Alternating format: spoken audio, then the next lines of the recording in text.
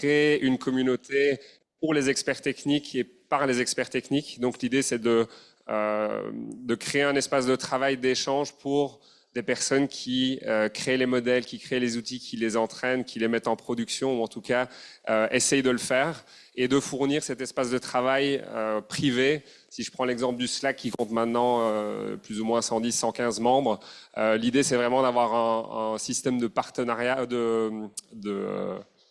pas de partenaires, de sponsors, de recommandations pour garantir la qualité des échanges, la qualité des interventions, et donner en fait cette information ou ces échanges qui normalement se retrouvent dans les papiers de recherche, en fait le transférer sur un format beaucoup plus interactif où on peut poser nos questions et avoir des réponses d'experts. Ça, c'était le début du GenAI Network. Rapidement, on nous a dit ce serait quand même bien de se rencontrer en personne. Et on était bien d'accord. Donc on a commencé à organiser des meet-ups. Celui-ci est le 4e, qu'on organise maintenant toutes les 6 semaines. Donc le 1er en mars, et puis vous faites le compte. Nous voilà pour le 4e meet-up. La cadence va un petit peu s'accélérer, je pense. Ça va être tous les mois à partir du mois de novembre. Le prochain sera chez OVH Cloud. On a évidemment aussi une page LinkedIn. L'idée étant de faire un petit peu rayonner cette communauté auprès d'autres experts techniques, de les attirer, de les convier aux events et d'avoir des échanges de plus en plus riches. Et on fait aussi, on met à l'honneur certains membres du GenAI Network, mais pas que, dans un podcast qui s'appelle Parole d'IA et qui est animé par notre très cher Paul. D'ailleurs, il y en a plusieurs qui sont déjà passés dans le podcast, donc je suis sûr qu'on pourra en discuter par la suite. Je vais passer la parole à Paul, qui sera votre modérateur aujourd'hui, et ensuite on aura fatalement les 2 présentations, un petit Q&A, et puis on aura l'occasion de networker. À toi, Paul. Merci bien. Bonjour à tous. Alors, modérateur, c'est un bien grand nom, parce que la dernière fois, j'étais pas très utile, vous étiez très actif, donc je vais faire ce que je peux aujourd'hui. Donc, comme il a si bien dit, ou effectivement le podcast, je suis pas méchant, je mords pas, donc avec grand plaisir si vous voulez échanger et partager, on pourra discuter de plein de sujets. Donc aujourd'hui, on a la chance de recevoir 2 speakers. Donc le premier, c'est Paul-Louis Ménard, qui est cofondateur et CEO de chez Phosfo. Bravo pour votre intégration à YC pour le Winter Batch de 2024. Donc, qui va nous parler aujourd'hui des POC aux produits, comment monitorer les applications LLM en production. Et Muriel Popa-Fabre, qui est experte gouvernance de l'IA auprès du Conseil de l'Europe et des Nations Unies. On va parler de un superbe teasing, l'envers du décor, LLM et policy making, tout ce que vous auriez aimé demander à un tech policy maker. Donc, hâte.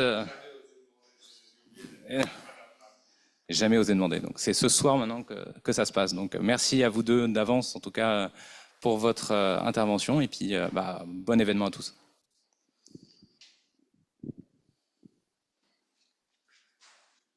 Merci Paul et puis merci Alexandre pour l'invitation et à Clément pour l'accueil. Ravi d'être devant vous ce soir. Surtout, n'hésitez pas à m'interrompre pendant ma présentation si vous avez des questions ou quoi que ce soit. L'idée, c'est que ça soit hyper interactif. S'il y a des choses que vous avez déjà vues, on passe. S'il y a des choses sur lesquelles vous passez plus de temps, c'est ce qu'on fait.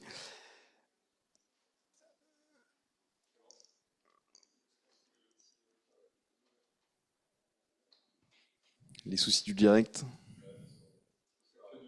Ok, incroyable. Donc très rapidement pour me présenter Paul Louis-Venard, donc comme ça a été très bien dit par Paul, cofondateur et CEO de Phosfo. Avant j'ai eu quelques expériences notamment dans le conseil et sinon j'ai un background à la fois tech et business. Qu'est-ce que Phosfo très rapidement? Phosfo c'est le Google Analytics ou le Content Square pour les LLM et plus largement toute application d'IA conversationnelle. L'idée c'est de construire une plateforme d'analytics qui va permettre de creuser et d'extraire en fait les insights du texte qui est produit par donc n'importe quel chatbot, LLM et autres. Quelques chiffres, donc ça fait un petit peu plus d'1 an et demi qu'on existe. On a réussi à lever donc un beau montant déjà avec un certain nombre de fonds et de business angels. On a presque 40 compagnies qui nous utilisent, dont Brut. Merci du soutien. Et en un peu plus de 6 mois, on a réalisé donc plus de 1 400 000 analyses sur les messages de nos clients. Donc globalement, et je pense que si vous êtes là ce soir, c'est pour ces raisons-là. Depuis un peu plus de 2 ans, finalement, toutes les entreprises, et là je pense un petit peu au sens de la scale-up jusqu'aux énormes corporates, ont essayé en fait de mesurer quel est le ROI qui repose dans la GenAI, à savoir quelle valeur ils vont pouvoir extraire de ces nouveaux outils, quel gain de productivité ils vont pouvoir en tirer. Et pour ça, en fait, ils ont balayé une énorme variété de use cases que vous avez probablement tous entendu parler. Très classiquement, j'ai essayé de faire une petite liste rapide. Les SDR en sales pour essayer d'automatiser le démarchage et autres. Les chatbots de customer support. Bon, vous êtes déjà tous battus avec des chatbots en customer support. L'idée, c'est d'essayer de les améliorer avec donc toutes les techniques de RAG et compagnie. Tout ce qui est productivity assistant, copilot et autres en interne, encore une fois, souvent qui leverage du RAG avec la documentation interne de l'entreprise et autres. Tout ce qui va être également GenAI Search Bar, etc. Donc ça, c'est plus sur des produits B2C. Et puis également, ce qui recoupe un petit peu les Customer Support Chatbot, tout ce qui va être Sales Engagement, Entertainment et autres. Et ça, c'est une grosse question pour les entreprises d'être capable de mesurer ce ROI parce que il y a des petits cabinets de conseil, notamment le célèbre McKinsey, qui a réussi plus ou moins à estimer l'impact de la GenAI sur l'économie.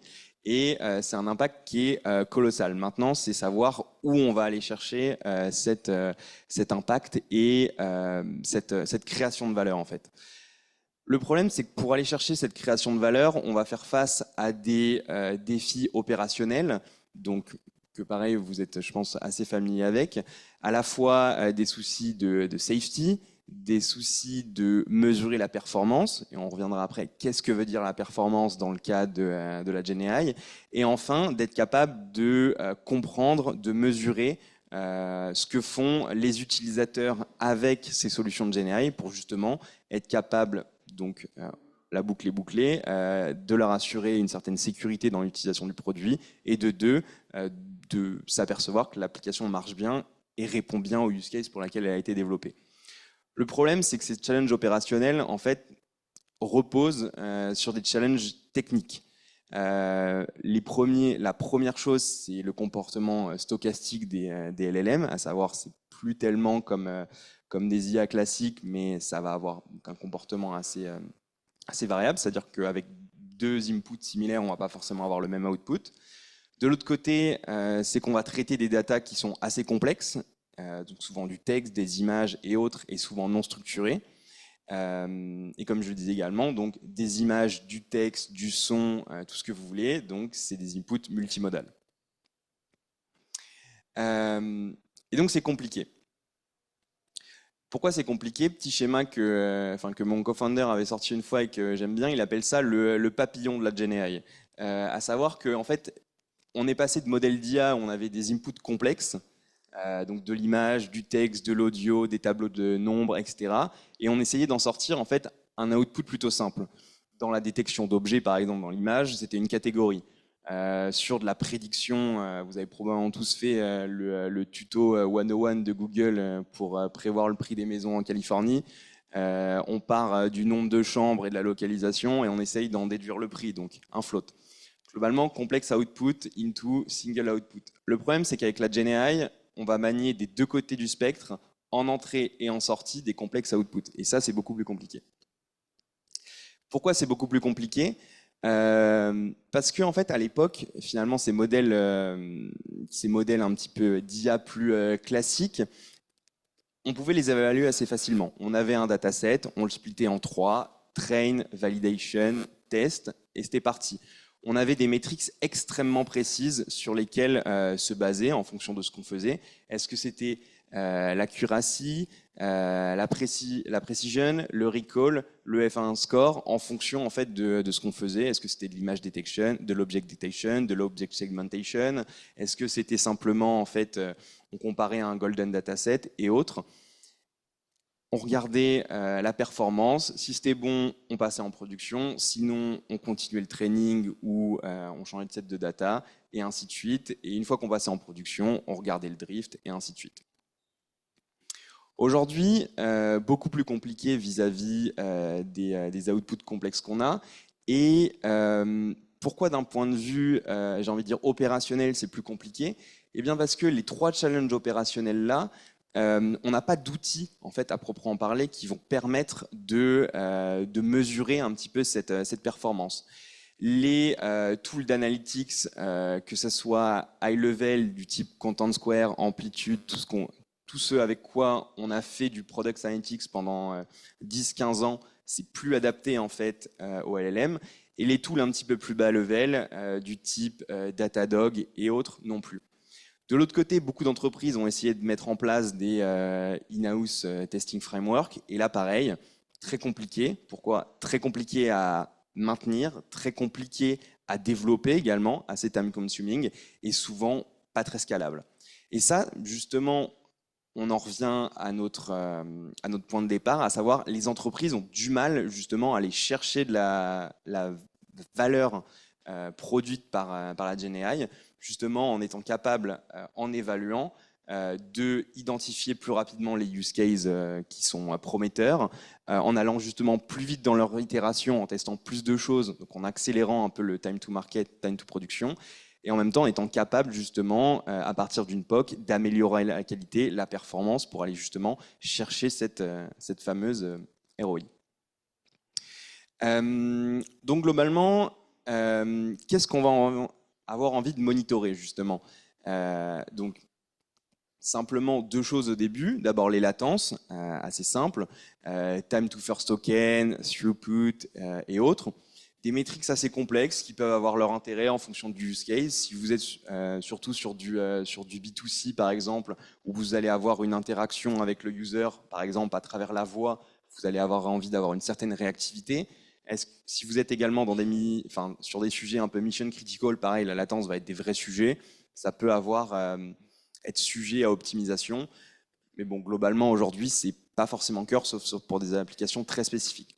De l'autre côté, le coût, encore une fois, de nombreuses métriques, le coût par token, le coût par user, le coût par tâche, le coût par run et autres.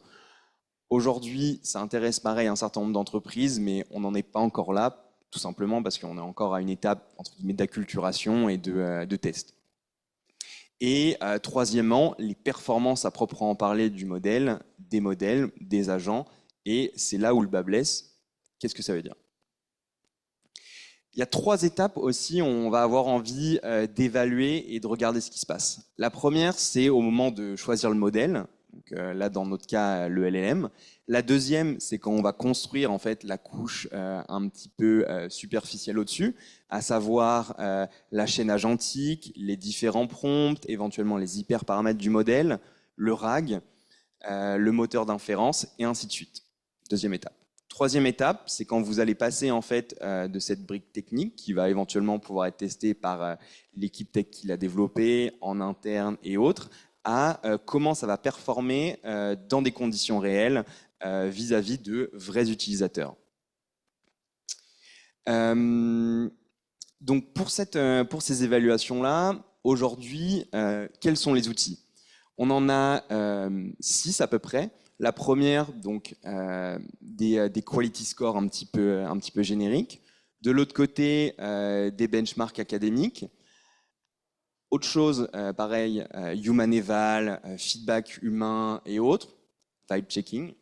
Des heuristiques plutôt problèmes spécifiques. Et enfin, des approches un peu plus exotiques sur lesquelles on passera un peu plus de temps. Quality score, est-ce que globalement ce qui a été généré va avoir un aspect raisonnable? Est-ce que ça correspond plus ou moins à ce à quoi on s'attendait en donnant la query? Donc justement, est-ce que ça répond plus ou moins au use case? Et là-dessus, vous avez un certain nombre de scores, bleu score, rouge score, MRR. On ne parle pas de revenus là, mais de Municipal Rank, Bird Score, pareil pour les images, clip. Est-ce que pour l'instant tout est good, il n'y a pas de questions comme ça? Ouais. Alors, j'ai plus en tête les acronymes.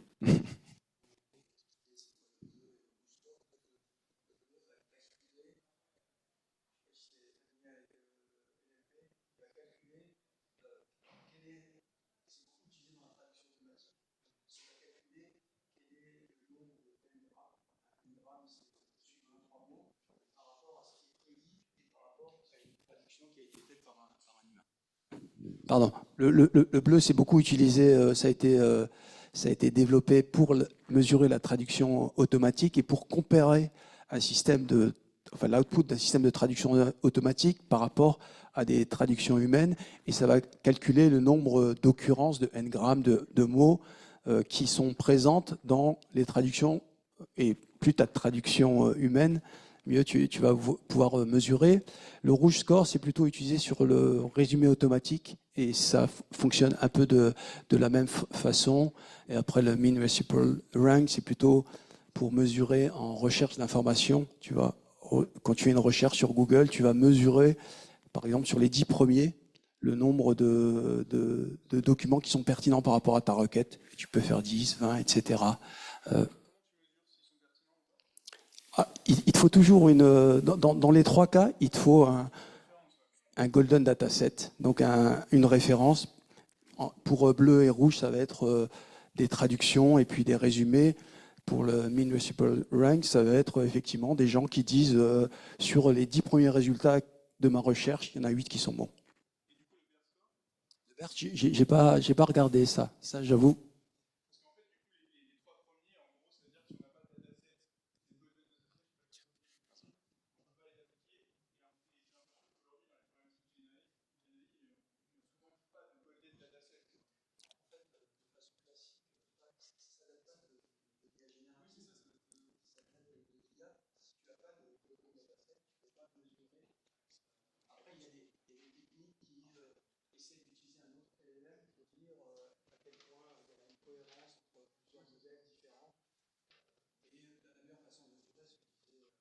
Non mais complètement. Bah, le talk est terminé, hein. C'est pour ça que ça c'était la première slide.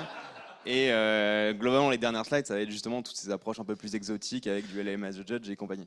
Mais voilà, globalement l'idée c'est de se dire que ça c'est un petit peu pour regarder est-ce qu'on peut pas mesurer en fait la correspondance entre ce qu'on sort et une certaine grammaire en fait.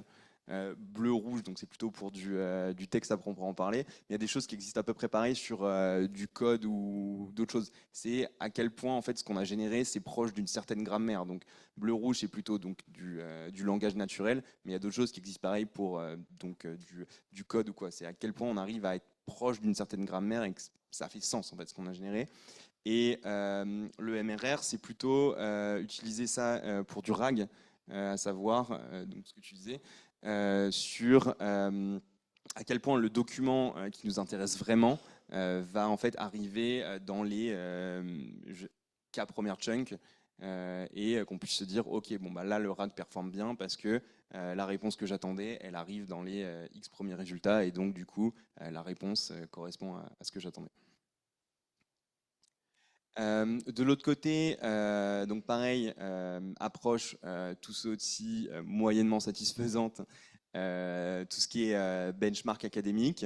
Vous êtes probablement assez familier avec ces acronymes assez barbares, mais voilà, le MMLU, le GMS 8K, etc., sur lesquels les modèles providers se battent à coups de dixièmes de pourcent chaque semaine, ce qui donne globalement une certaine idée de leur performance, mais encore une fois, c'est des choses un petit peu out of the box et complètement décorrélées à la fois du use case, du contexte, du use case, du contexte dans lequel ils vont être utilisés, de la couche superficielle qu'on va rajouter dessus, et ainsi de suite. Donc pertinent, mais pas complètement satisfaisant non plus. Ça, c'est juste un exemple de à quoi ressemble le benchmark MMLU.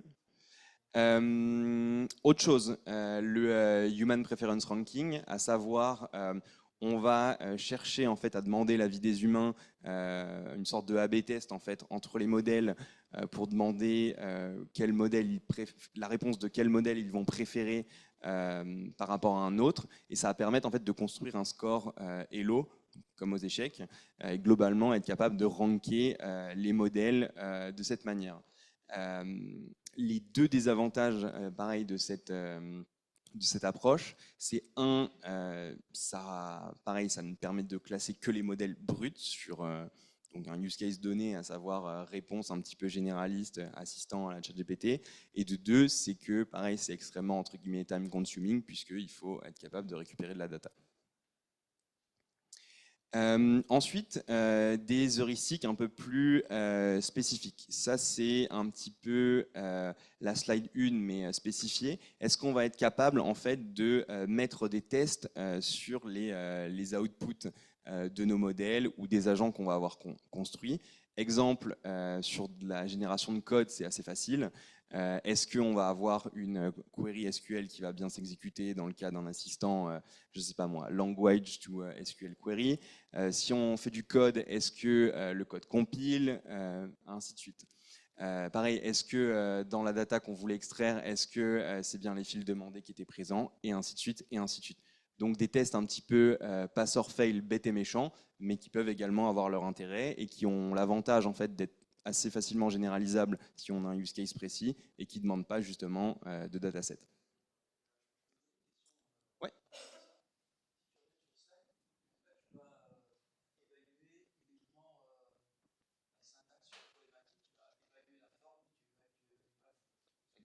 Exactement. Exactement. Exactement. Complètement, c'est encore lacunaire. On se dit, bon, déjà, on a fait peut-être 50% du job à bien générer du bon SQL. Maintenant, est-ce que c'est la bonne requête SQL? À voir. Est-ce qu'on peut peut-être éventuellement avoir une heuristique un peu plus précise qui va nous permettre de qualifier si oui ou non ça marche bien, ou est-ce qu'il faut encore passer à autre chose?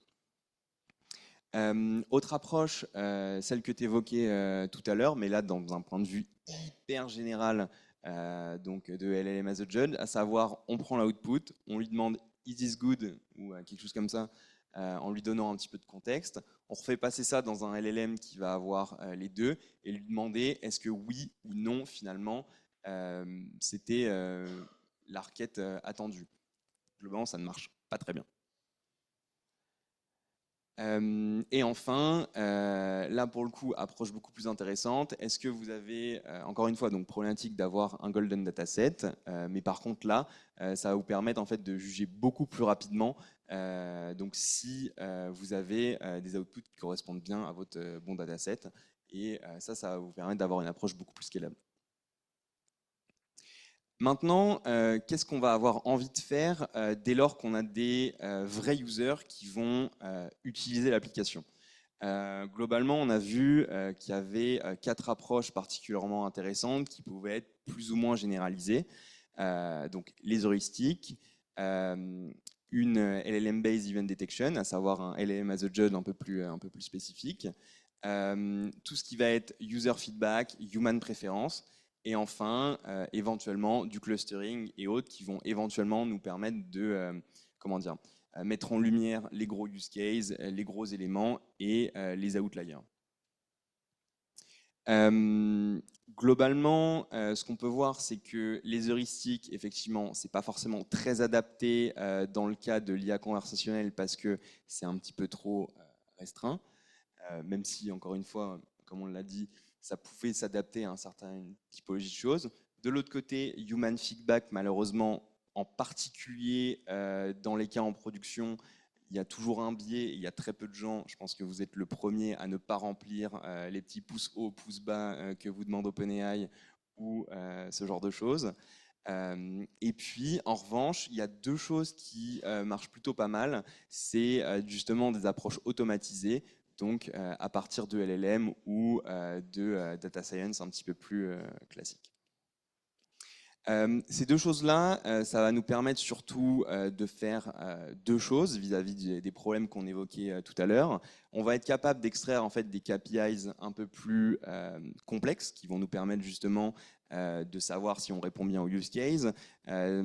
Également, puisque là c'est l'idée de regarder ce qui se passe en production, et ce qui se passe en production, ça va avoir des implications forcément business, forcément marketing, et forcément produit. Et ça va driver les équipes derrière qui vont un petit peu poursuivre le développement. L'autre côté, ça va également vous permettre de comprendre en fait qui sont vos personas, qui sont vos use cases, qui sont vos power users, qui sont ceux qui font dérailler l'application, quels sont les outliers qui vont pouvoir éventuellement poser problème ou qui vont vous indiquer comment éventuellement corriger.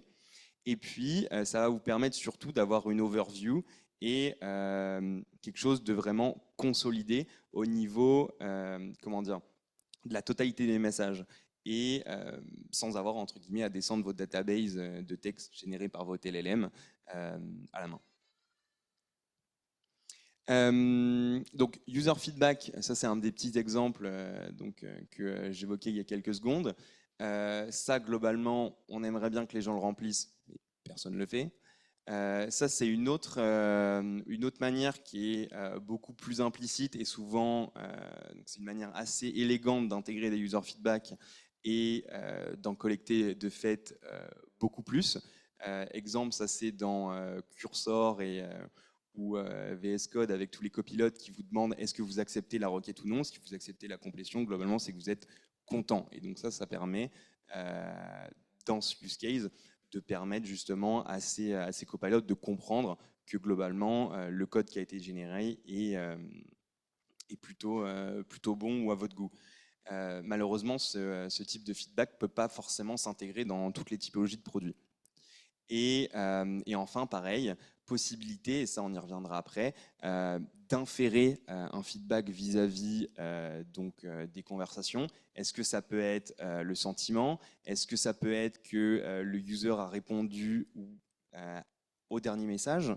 À savoir, est-ce que finalement il a laissé en plan la conversation? Est-ce qu'au final il est parti sur un dernier message où il était plutôt satisfait? Il y a des approches justement un petit peu LLM as a judge, on reviendra tout à l'heure, qui permettent d'essayer d'inférer un certain niveau de satisfaction des utilisateurs. De l'autre côté, LLM as a judge, comme je vous l'ai expliqué tout à l'heure, sur une approche hyper générale où on va essayer de scorer la performance, ce n'est pas très performant. En revanche, dès lors qu'on va essayer d'aller extraire quelque chose du texte, là-dessus, des LLM et des LLM même assez petits, ce qui pourrait éventuellement aller contre l'entendement. C'est-à-dire que vous pouvez avoir des énormes modèles de base qui vont power votre agent et au-dessus des petits modèles qui vont justement aller chercher à extraire justement ces événements, eh bien ça marche. Globalement, ce que vous allez faire, c'est entrer un système prompt et rajouter en fait la description de ce que vous voulez extraire dans la conversation, dans le texte produit, dans le code produit, dans tout ce que vous voulez. Et puis essayer de voir si le LLM va vous le flaguer comme positif ou négatif. Ça, c'est une approche hyper générale. Bien sûr que vous pouvez complexifier ça à l'infini avec, par exemple, un output structuré, un booléen, tout ce que vous voulez. Et ça, vous pouvez globalement construire des pipelines avec ça qui vous permettent soit de faire du monitoring un petit peu après coup, soit même en fait de faire un petit peu des arbres dans votre flow agentique pour orienter plus ou moins la réflexion ou l'utilisation d'outils ou autre. Voilà, et ce qui est assez marrant, c'est que c'est un petit peu le serpent qui se mord la queue, à savoir qu'on utilise des LLM plus petits pour évaluer des LLM. Mais bon, c'est une des approches qui marche globalement très bien aujourd'hui. Et de l'autre côté,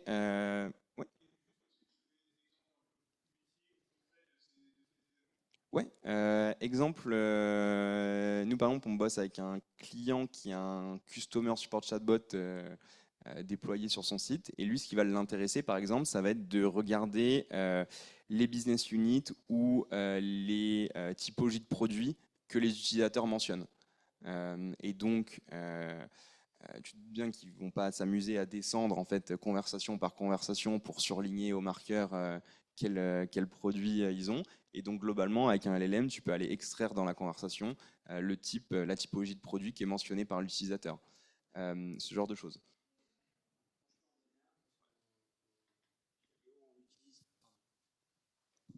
on utilise cette façon de faire, notamment avec de l'IA générative, on génère des fiches produits. Généralement, les fiches produits sont très mal décrites par les fournisseurs et on a 15 millions de références. Et donc, du coup, on utilise de l'IA générative pour générer des fiches produits avec des attributs. Les attributs, c'est la couleur, la taille du produit, etc. Et on utilise la même façon qui va être évoquée pour extraire, par exemple, la couleur. Et après, on demande au LLM as a judge, est-ce que, donc, il prédit la couleur de ce produit est rouge et on lui demande est-ce que la couleur de ce produit est bien rouge, et ça permet notamment de réduire les hallucinations. Exactement. Et très bon point, du coup, ce que tu évoquais, c'est que ça peut servir à la fois donc, en monitoring un petit peu après coup, ou alors directement dans la pipe au fur et à mesure pour réduire les hallucinations et en fait avoir un double check. Et là, le sujet, dans ce cas-là, entre guillemets, en real time et directement dans la pipe, c'est que c'est très efficace. En revanche, forcément, ça rajoute de la latence et du coup de compute. Donc c'est un peu la balance à avoir en tête. Et enfin, dernière chose, à savoir, ce qui peut être très intéressant, c'est de faire donc de la data science un petit peu plus classique, à savoir essayer de clusteriser les messages avec une instruction.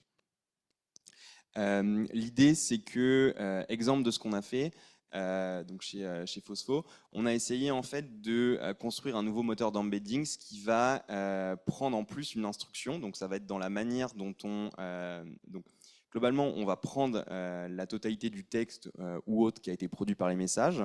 On va rajouter en fait une petite instruction au début et à la fin, et en rentraînant en fait en résumant ça et en le faisant passer en fait par des embeddings, on va être capable de clusteriser bien plus en fonction de l'intention en fait les messages. Là, vous avez en fait le moteur d'embeddings d'OpenAI, et là vous avez donc notre moteur d'embedding pour essayer en fait de clusteriser par intention les différents messages.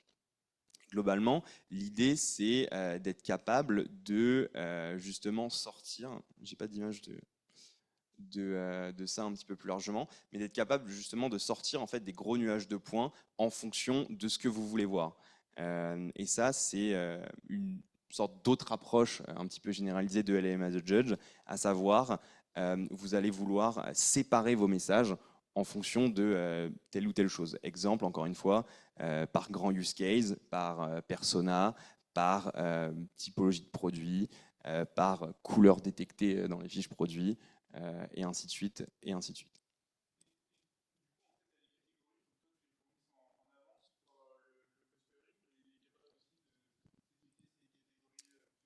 Justement, ouais, c'est ça, c'est du non supervisé. Ouais. Ouais.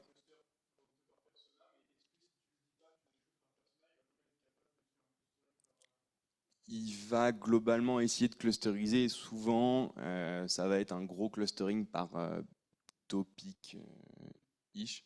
Mais du coup, c'est ça l'idée, c'est d'ajouter en fait une instruction pour le faire clusteriser en fonction d'un certain sujet. Et ça, c'est intéressant parce que ça permet à la fois de détecter les gros paquets, mais souvent les outliers. Et les outliers, souvent, c'est ce qu'on cherche à éliminer parce que c'est ce qui pose problème, parce que c'est, je sais pas moi, soit un use case très éloigné, soit un user qui va, je sais pas moi, essayer de faire de l'injection ou autre. Et donc, ça permet de détecter et de pinpoint un petit peu les petits problèmes.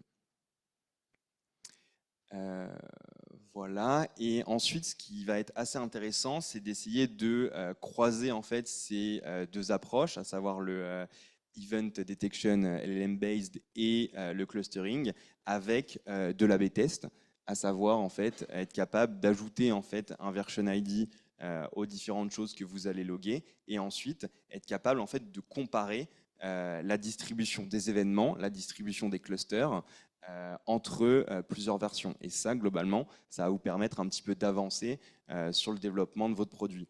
Exemple, vous allez avoir une version 1 avec un Mistral large, une version 2 avec GPT-4.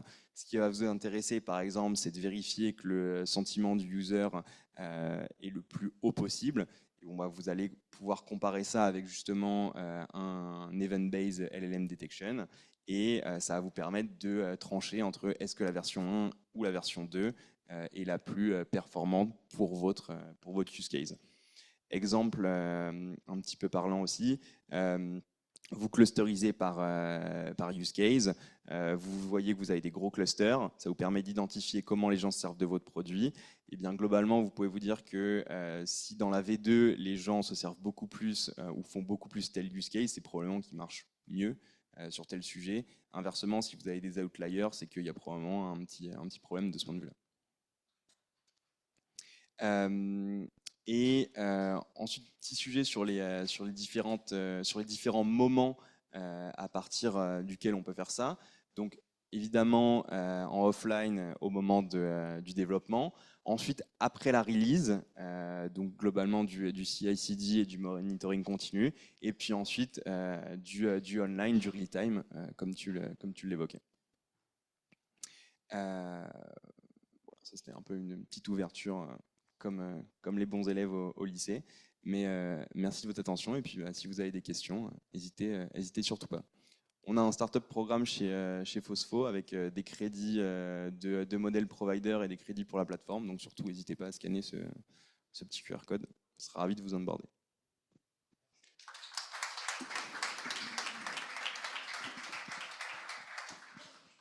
Alors, je vais parler une seconde parce que ça me fait vraiment penser à un use case qu'on a fait au wagon. D'ailleurs, je ne connaissais pas encore la solution, donc je pense qu'on va certainement en discuter ensemble. Mais on a plein d'étudiants qui finissent tous les trimestres des batchs à peu près partout dans le monde. Chaque city manager, ce qu'on appelle batch manager, c'est ceux qui gèrent les élèves pour un batch donné, puis les city managers pour tous les batchs qui ont lieu dans une ville, puis les country managers de toutes les villes qui sont dans un pays donné, puis les general managers, bah, vous avez compris quoi. Et pour chaque élève, on lit les feedbacks, on regarde ce qui s'est bien passé, mal passé, on essaie de les catégoriser. Ça, fois le nombre de personnes qui les lisent, fois le nombre d'étudiants. Ça a été rapidement un des use cases générés au wagon. On s'est dit, là, il y a quand même quelque chose à faire, c'est-à-dire économiser beaucoup de temps. Et donc, on a fait des choses un peu maison, quoi, avec pas mal d'écueils. Hein, ça hallucine un peu pas mal, hein, mais grosso modo, ça nous a fait gagner quand même beaucoup de temps. Rien que sur du monitoring, de savoir quels étaient à peu près les grands sujets qui revenaient. Je dis ça parce que ça me fait beaucoup rire. Il y a un topic où on s'y attendait pas du tout, mais qui revient à peu près partout dans le campus, c'est que nos chaises sont dégueulasses et que nos élèves souffrent sur les chaises. Ça m'a fait beaucoup rire d'arriver à cette conclusion-là à partir des feedbacks. Donc voilà, c'est juste pour dire que complètement, par rapport à ce que tu as décrit, je me retrouve sur ce use case-là, pas mal de sujets. Voilà. Est-ce que vous avez des questions sur ce qu'on vient de voir? Il n'y a pas de mauvaise question. Oui. I hope I can do it in English. So you somehow said or dismissed LM as a judge, and sorry, I couldn't really fully understand the justification. Do you mind repeating it? And also, do you think that with the next generation of LMMs, like JDB 5 or O2, I don't know what the next thing will be called, do you think it will improve actually, or is it sort of an inherent problem with LMMs to use as a judge?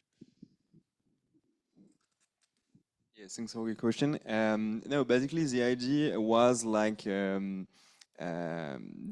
general like LLM as a judge approach is not a good approach. Namely, when you're trying just to evaluate generally the output of LLM, providing him the context of what the first LLM should have done, and like asking the second LLM to evaluate this output given the context of and the task of the first LLM. Like it's not like super well performing. Don't know why, but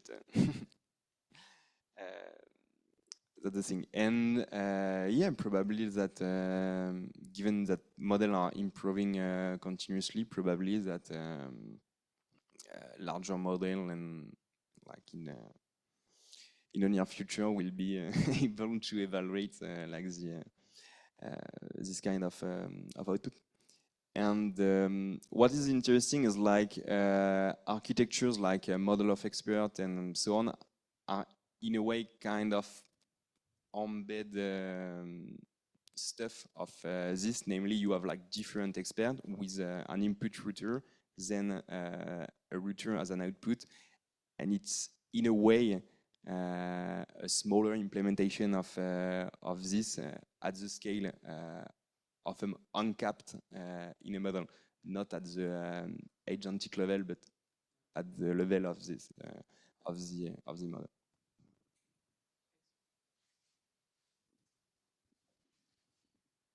D'autres questions? Ah. Non, j'arrive. Hop, désolé. Oui, bonjour. Moi, je voulais savoir, du coup, c'est dans quel cas que vous trouvez que les LLM as a judge, ça performe pas bien parce que il y a souvent un truc qui dit que les LLM sont plus performants à détecter leur erreur que ne pas la faire in the first place. Et c'est aussi quelque chose que j'ai détecté. Et ma deuxième question, c'est quand vous récoltez des user feedback et que quand ils le font, mettre un pouce rouge pour dire que c'était pas un bon output, est-ce que vous avez un moyen d'entraîner ensuite un modèle là-dessus?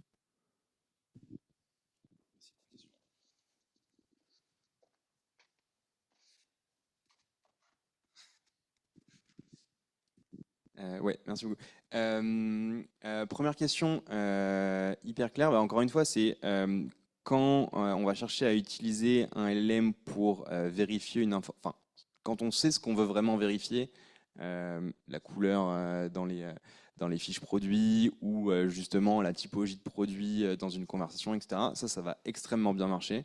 En revanche, c'est plutôt quand on va vouloir essayer d'avoir une validation au sens général. Dans le sens, est-ce que vous avez, je sais pas moi, un GenAI SDR qui va devoir toute la journée générer des emails pour les tirer ensuite.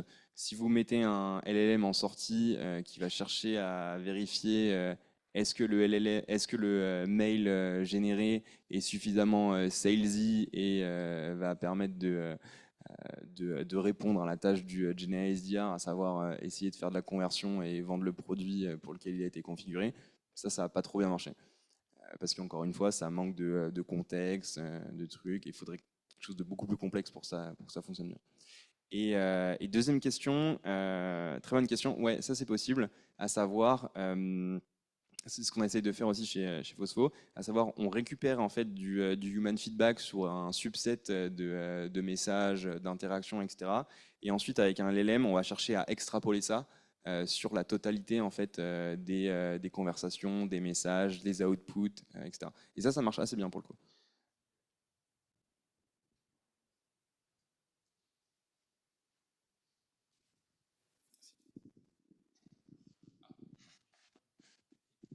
J'ai une question et je te remercie pour la présentation, elle est hyper claire.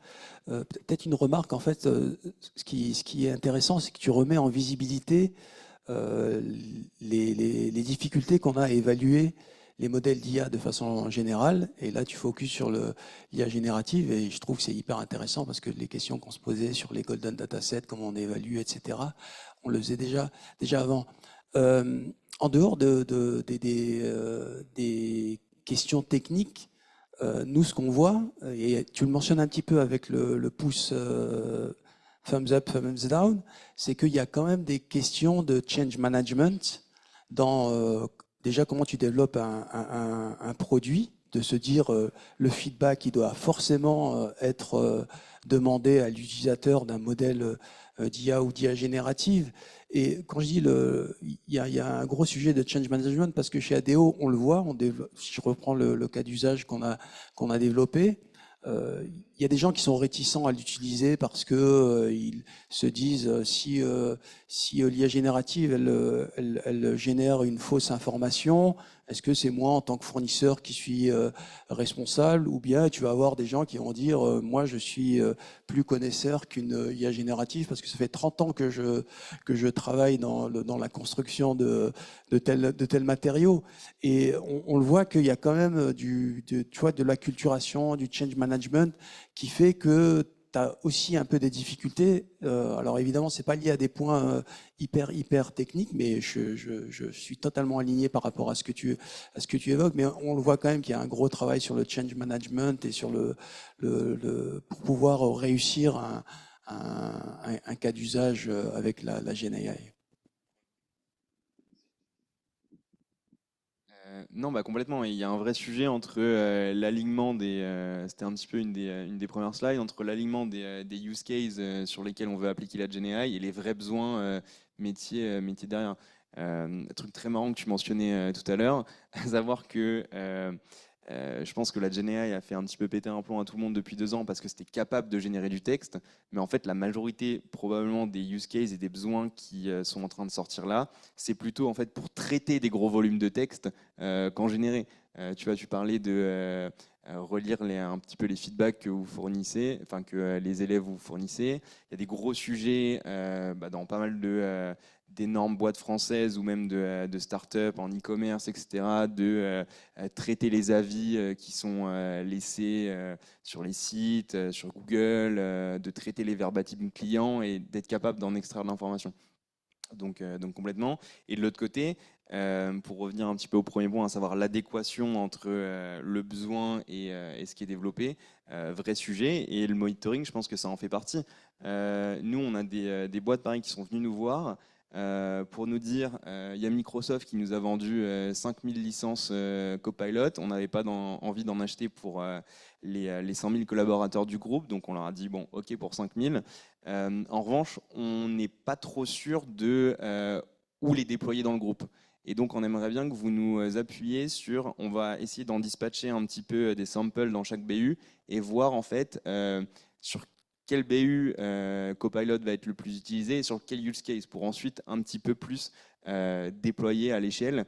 Et ça revient un petit peu à tous les travaux d'acculturation, de besoins, de change management que tu évoquais derrière. Ouais. C'est marrant.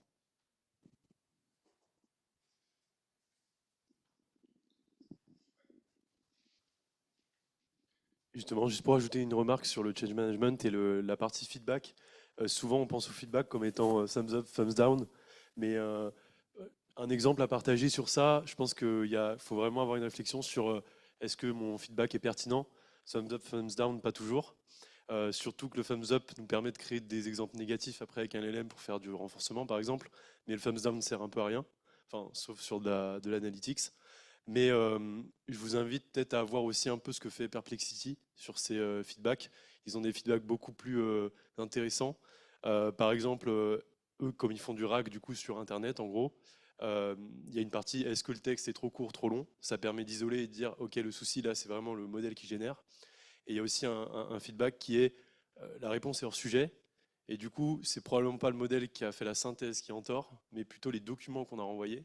Et donc ça nous permet de localiser la source du problème qui est du coup plutôt l'embedding, le re-ranking. Donc c'est juste une petite remarque que je voulais ajouter sur la discussion.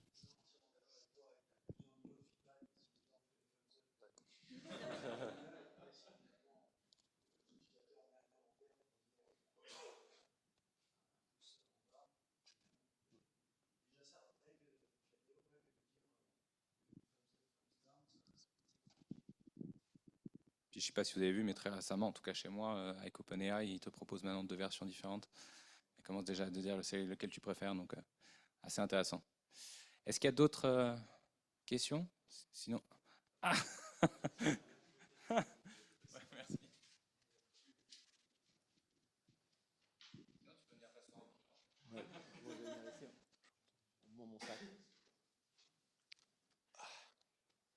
C'est mieux comme ça. Du coup, pour revenir à The LLM as a Judge, une petite remarque également. Généralement, quand on leur demande si un texte est bien ou pas, ils sont mauvais à dire oui ou non. Mais si tu le demandes avec des instructions bien précises et des exemples que toi tu as, par exemple, tu as 5 instructions, est-ce que le texte contient ça ou est-ce qu'il est sur ce ton, tu mets un point en plus et à la fin tu dis tu retournes la somme.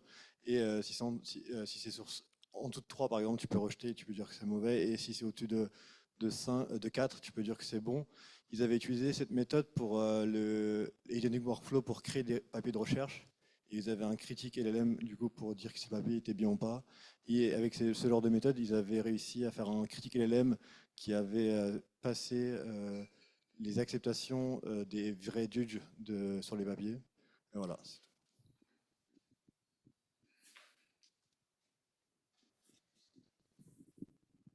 Moi, j'ai une question un peu technique sur l'utilisation des log probes pour évaluer la pertinence d'une réponse ou pas.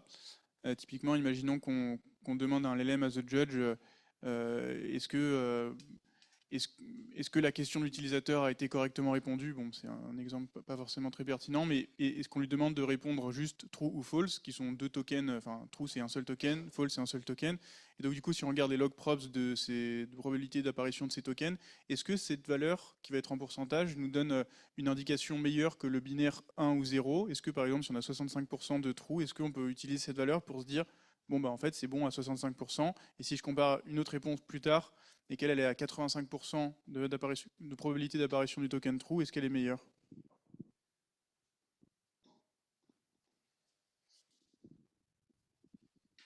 Merci beaucoup. Bah, pour d'abord rebondir sur son sujet complètement, ouais. Vrai truc, effectivement, avec quand tu rajoutes du few shot et un certain nombre de détails sur ce que tu veux extraire, ouais, là pour le coup ça marche très bien. Justement sur un petit peu l'extrapolation du user feedback, ça typiquement ça marche bien. Tu lui donnes voici quelques exemples de bonnes interactions, voici quelques exemples de mauvaises interactions, note ensuite, enfin donne une note ou est-ce que c'est une bonne interaction ou une mauvaise. Ça pour le coup ça marche vraiment très bien. Et effectivement l'exemple de critique GPT illustre ça. Pour ta question sur les logs propres, je sais qu'il y a pas mal de recherches là-dessus. Est-ce que c'est mieux ou moins bien? J'en ai aucune idée. Et globalement, par contre, pour rejoindre un petit peu là-dessus, c'est là où c'est assez intéressant de pas avoir un LLM pur, mais souvent de contraindre les outputs, tu vois, pour justement réduire la grammaire à justement, tu vois, 1 ou 0. Et là, du coup, ça écrase un petit peu tous ces sujets-là, comme tu contrains en fait ton output à genre juste un booléen ou quelque chose comme ça. Et du coup, tu n'as plus tous ces sujets-là de token ou quoi que ce soit, mais juste tu sors un booléen, 0 ou 1, tu vois. Et là, du coup, ça redonne directement.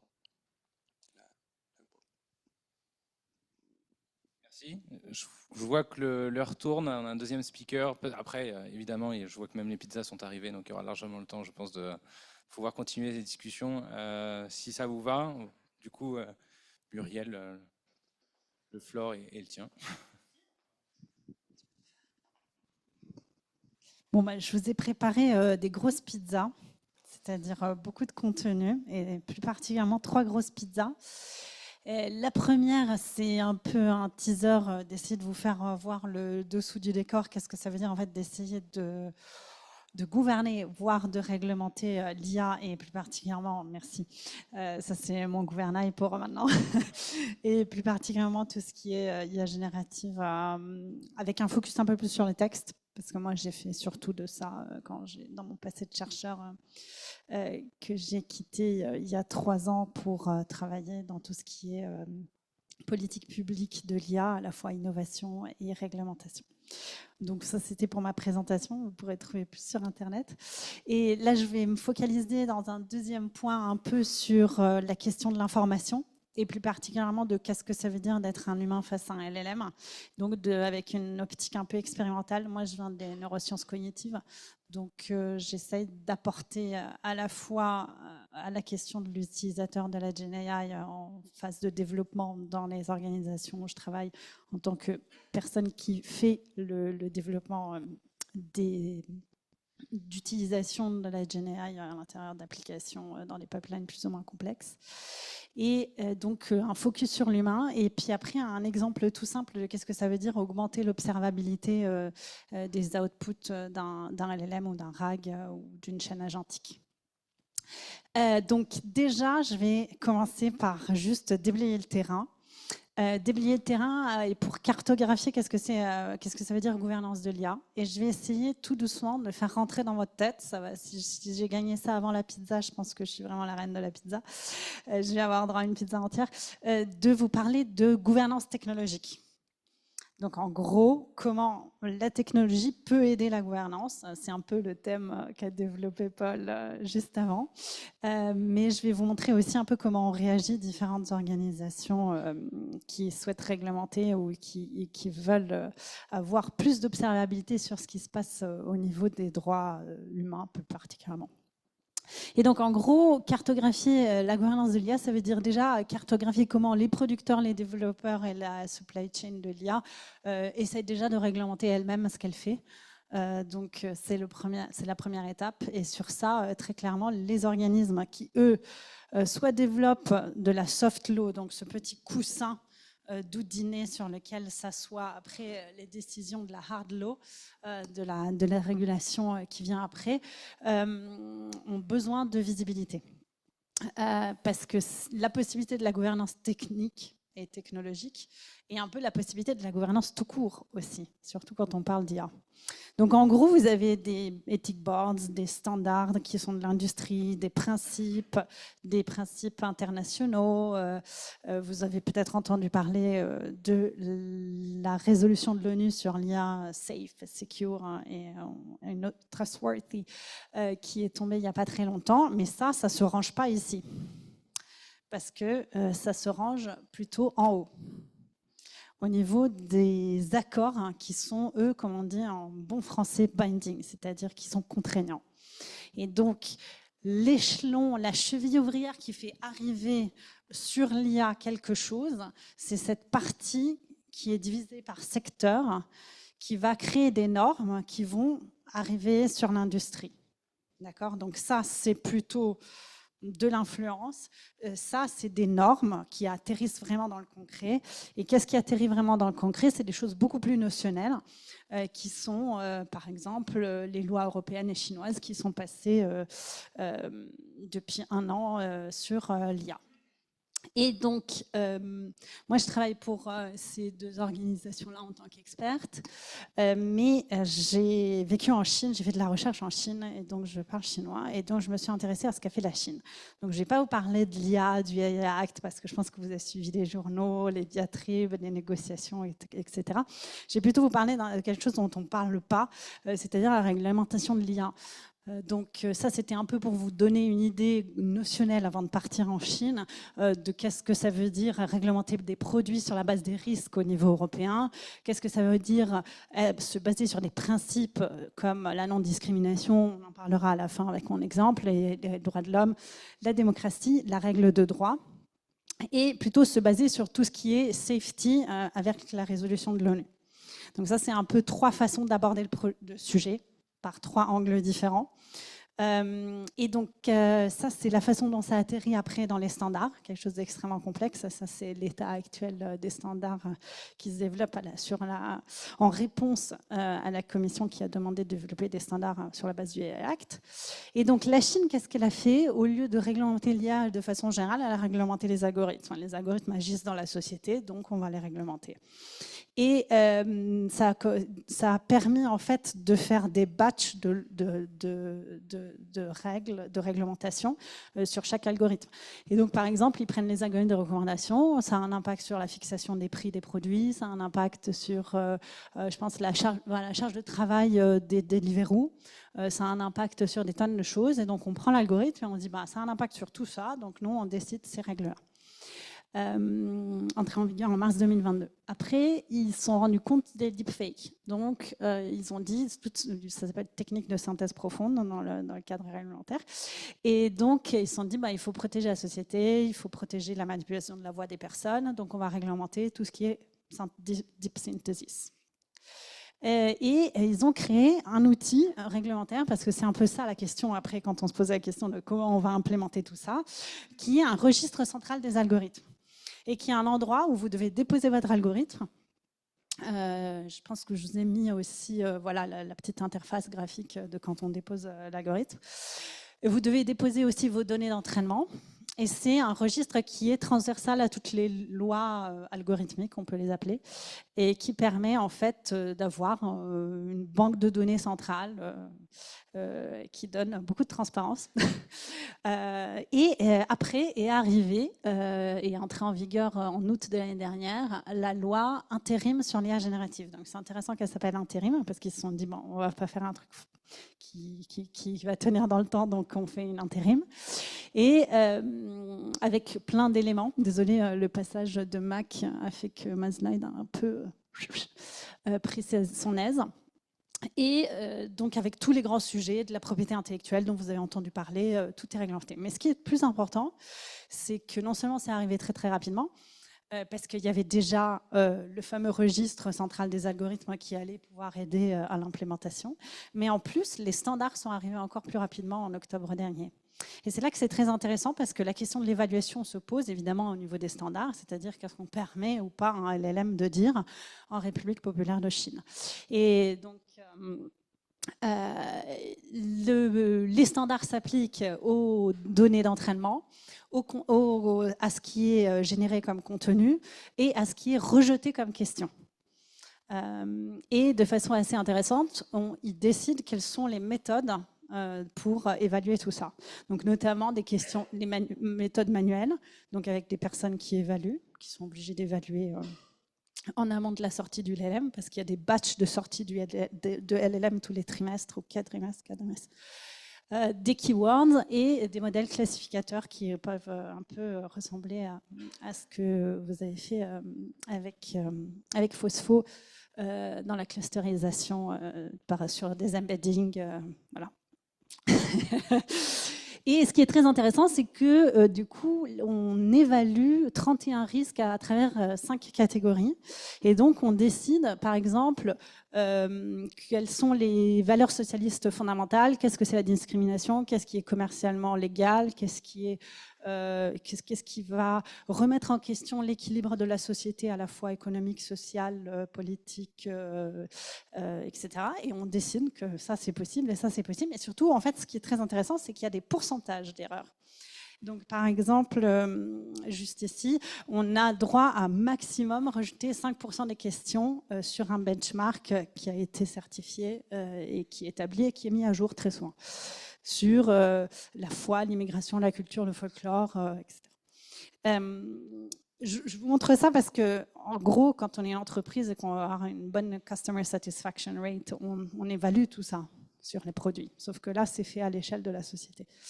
Mais technologiquement, c'est exactement les mêmes techniques qui sont utilisées.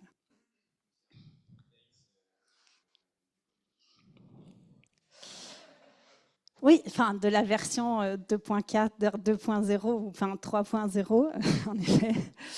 Et ce qui est très intéressant, c'est que du coup, ils sont obligés de décider quelles sont les figures héroïques du pays dont on doit parler bien, dont on doit donner certaines informations et pas d'autres, etc.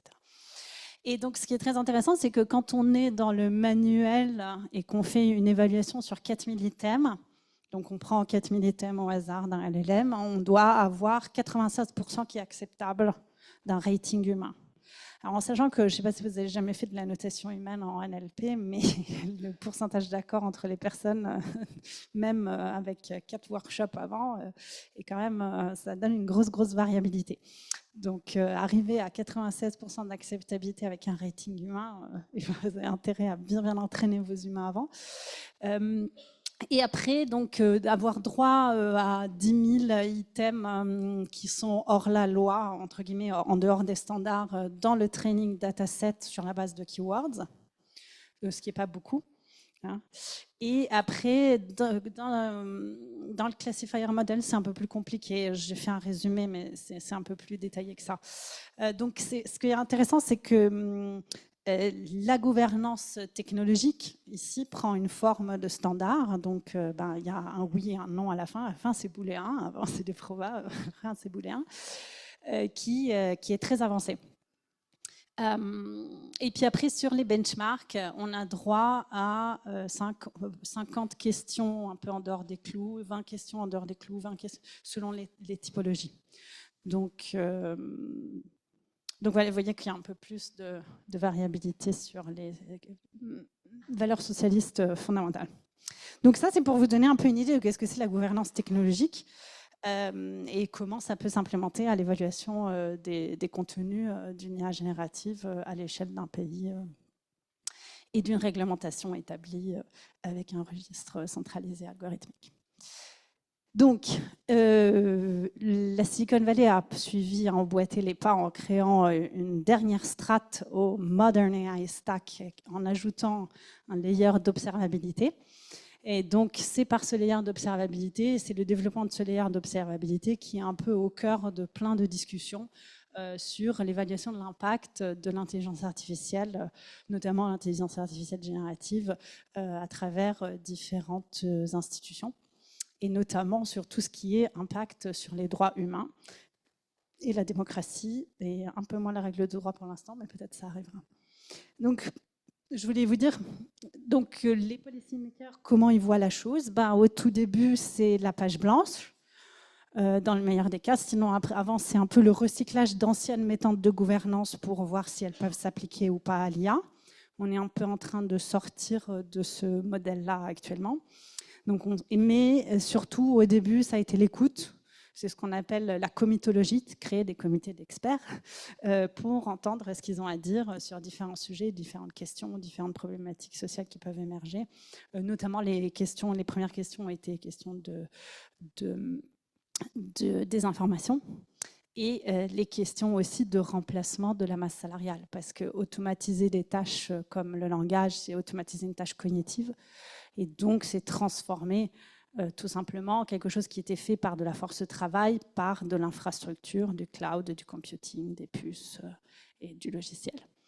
Donc, c'est un peu les deux axes qui ont déterminé la dernière année, les dernières 2 années. Et après, il y a l'expérimentation. Et moi, j'ai la chance de travailler dans des institutions qui aiment l'expérimentation. C'est peut-être pour ça que j'y travaille. Et après l'expérimentation, la structuration. Donc, je prends le cas de l'ONU très rapidement, où l'expérimentation n'a pas été mise entre parenthèses.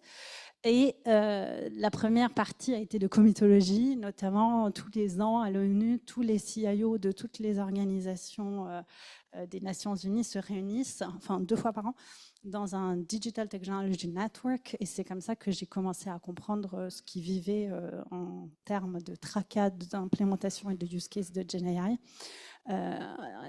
au printemps dernier. Et ce qui est très intéressant, c'est que très rapidement, l'expérimentation a pris le pas et que cette année, à la même date, on se pose la question de l'évolution du rôle du CIO. Je ne sais pas si moi j'ai accompagné pas mal de CIO dans cette dernière année. Il y a très clairement un nouveau travail du CIO qui est de travailler à l'interface avec le métier de façon nouvelle, c'est-à-dire en gérant la faisabilité de use case, en comprenant comment remettre en ordre les données pour qu'elles puissent être utilisées par un RAG, etc. Toute une quantité de travail déjà que les CIO avant ne faisaient pas. Et en plus, avec toute une question de développement de produits qui n'était pas habituel chez un CIO.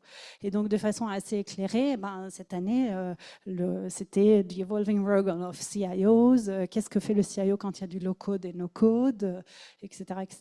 Est-ce que j'achète ou pas mes licences copilotes et comment je gère en fait l'utilisation de mes licences copilotes, l'utilisation du Shadow AI et j'en passe. Donc, ce qui est intéressant, c'est qu'ils se sont structurés autour d'un Generative AI Community of Practice pour créer en fait, rassembler toutes les expériences des uns et des autres et échanger notamment sur la question des use cases. Et c'est comme ça qu'est en train de se structurer une façon d'évaluer les use cases et leur impact. Là, je ne vais pas rentrer dans le détail parce que c'est encore en cours, mais ce qui est intéressant, c'est qu'il y a toute une partie d'évaluation de la valeur non financière. Par exemple, les Nations Unies s'occupent de la compliance des différents gouvernements vis-à-vis des conventions de droit du travail ou des conventions de droits humains ou de droits des réfugiés. Et donc, elles doivent, comme disait Paul, on est dans ce shift où en fait l'IA générative est utilisée pour brasser des grandes quantités de données. Et donc, il faut faire des états des lieux historiques de la compliance d'un gouvernement sur une convention de droits des réfugiés, avec des statistiques à l'intérieur, avec des graphes, avec des données, voir si ça s'est amélioré ou pas dans le temps, etc. etc. Donc ce genre d'exemple. Et donc, dans la valeur non financière, il y a rendre transparente l'information pour les gouvernements qui parfois perdent l'information ou des personnes changent notre service ou bien c'est plus compliqué pour eux d'avoir...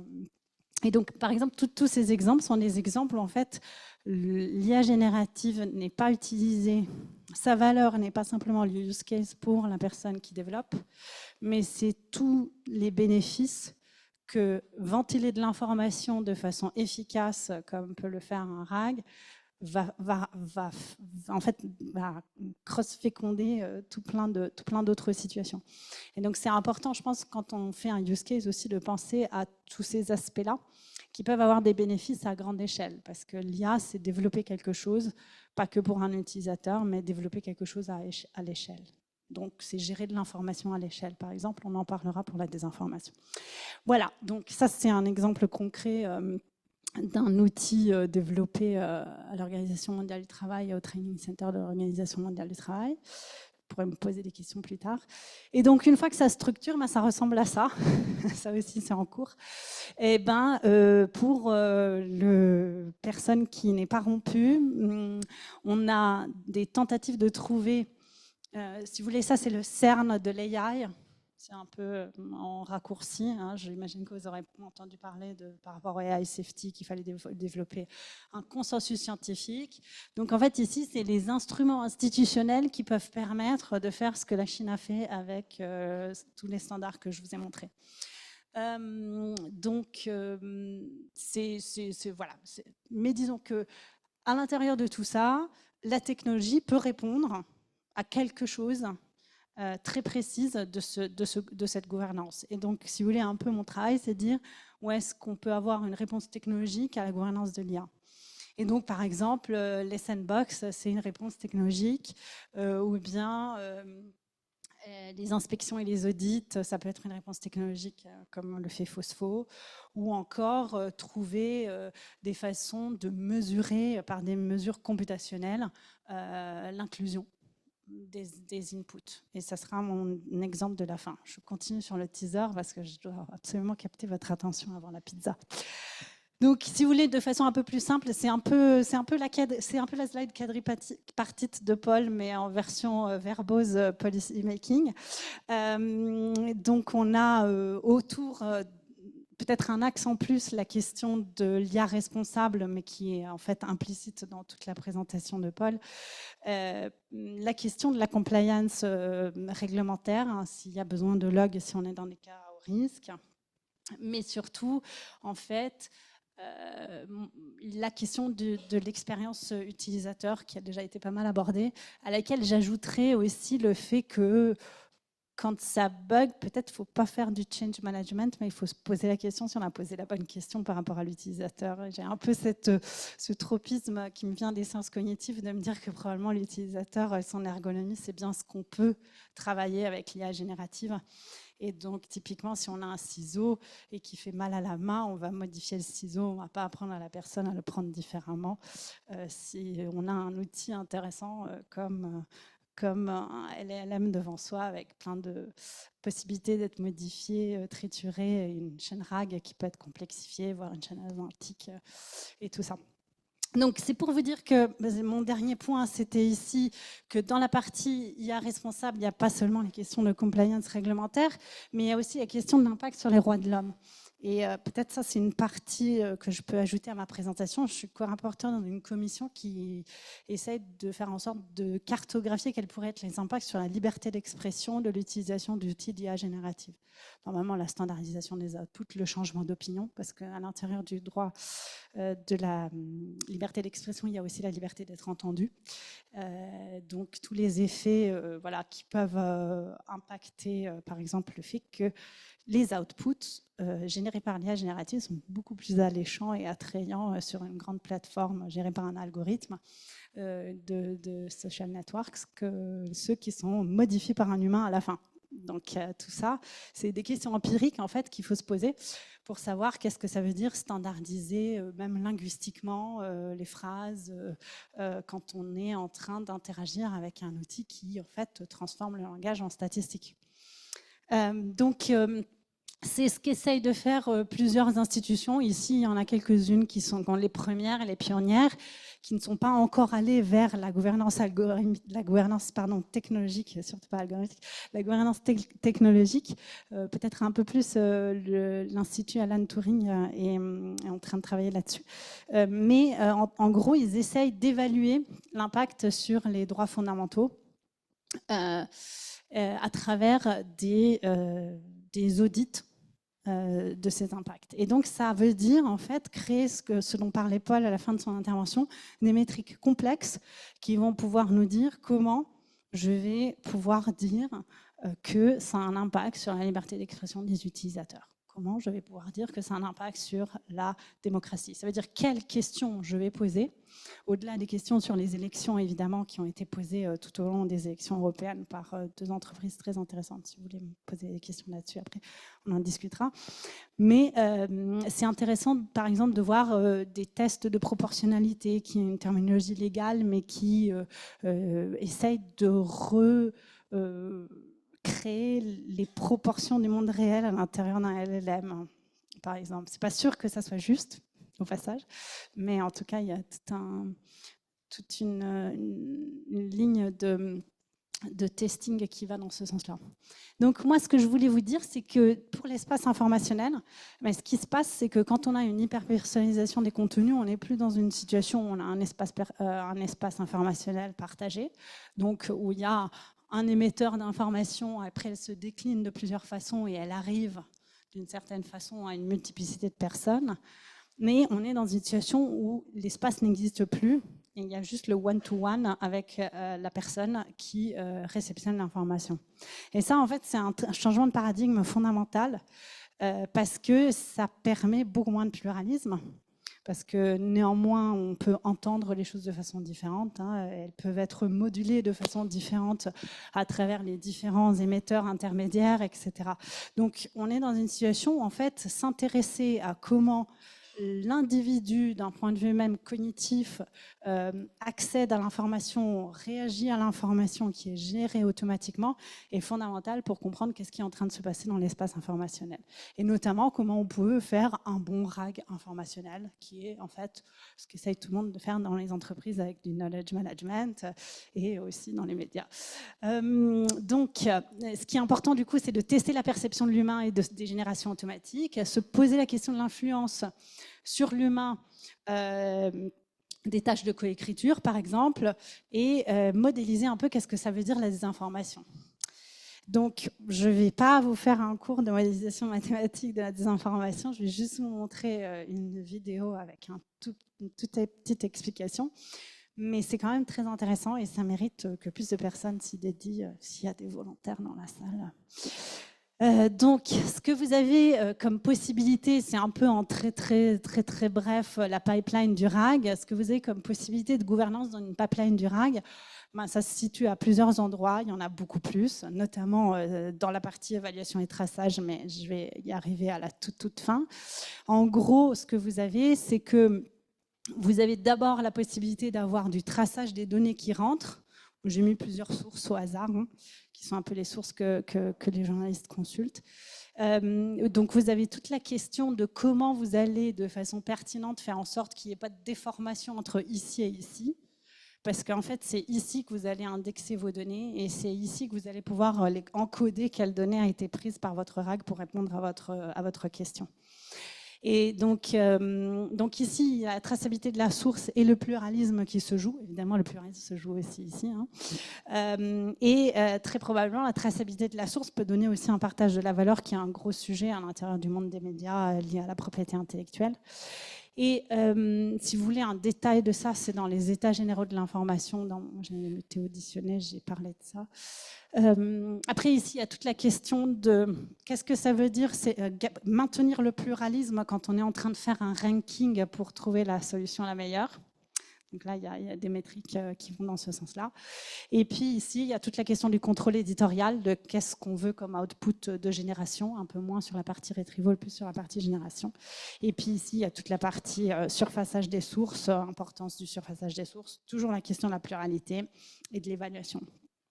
Donc, je voulais vous parler du coup de la personne qui lit. Une fois que vous avez un tout petit peu de gouvernance d'une pipeline RAG informationnelle et que vous avez injecté quelques concepts de base de démocratie comme le pluralisme, vous êtes dans la situation où en fait les heuristiques, vous avez des études, c'est quelqu'un de Cornell où j'ai enseigné qui a fait cette étude et il en a fait plusieurs. Vous avez en fait les heuristiques qu'utilisent spontanément les humains pour savoir si c'est un contenu généré automatiquement ou pas sont mauvaises.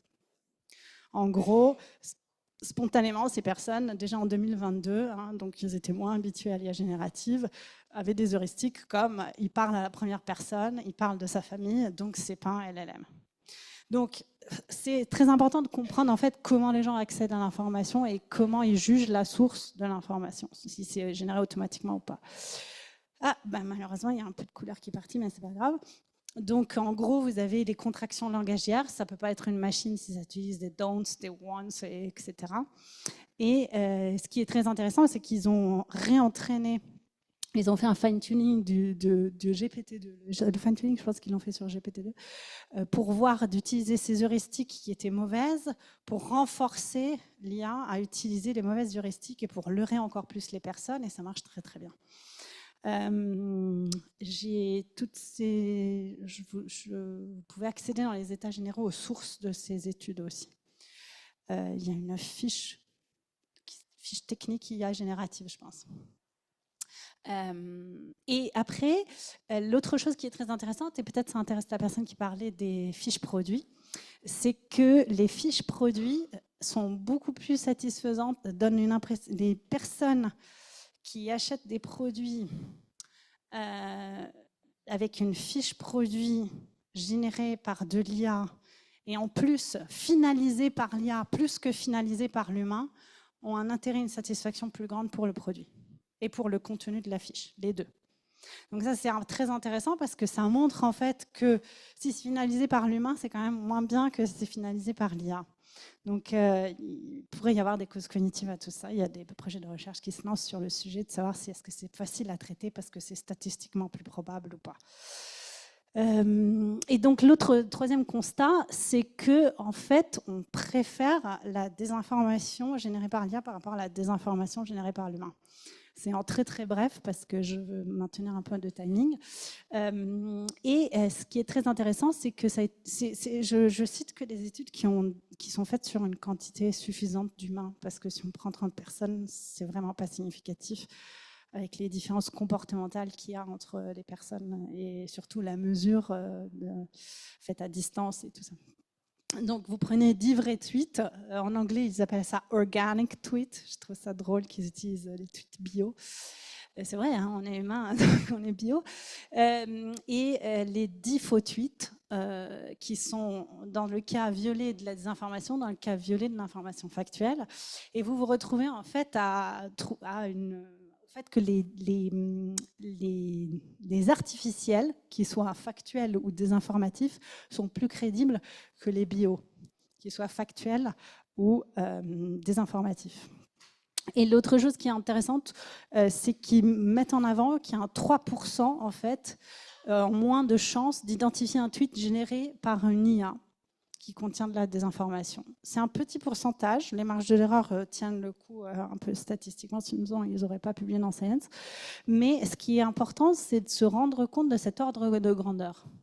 Et pour ça, je voudrais vous amener très rapidement dans la modélisation de la désinformation pour vous faire comprendre en fait quel est le pourcentage d'un réseau réel qui fait basculer en fait tout le réseau d'un côté d'une opinion A à une opinion B quelconque. Hein. C'est de la modélisation, il y a A et B, il n'y a pas de contenu, c'est des chiffres.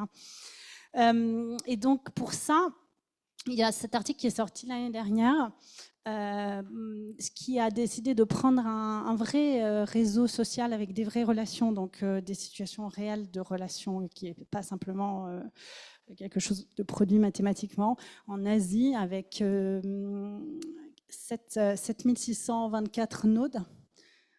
Et ils ont décidé de faire une modélisation qui est assez basique. On peut soit être pour, soit contre, soit avoir.